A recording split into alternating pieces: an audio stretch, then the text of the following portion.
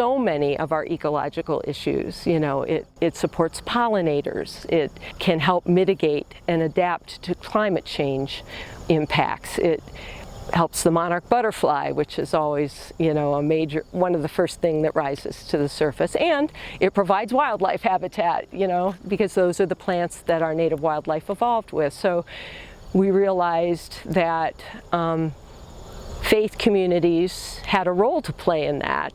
And so did the National Wildlife Federation. It's a tool for building relationships, really.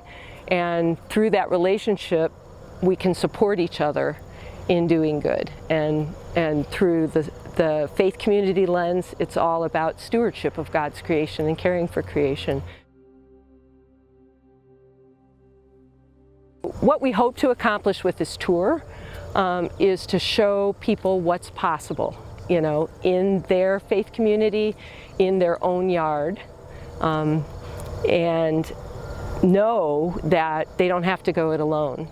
There are a variety of agencies involved. Now there's over 30 faith communities involved, and we can all provide support for them, not always monetary support. You know, we started with grants. Now we do things like swap native plants with each other. You know, we support them in other ways through education, through these we do workshops as well.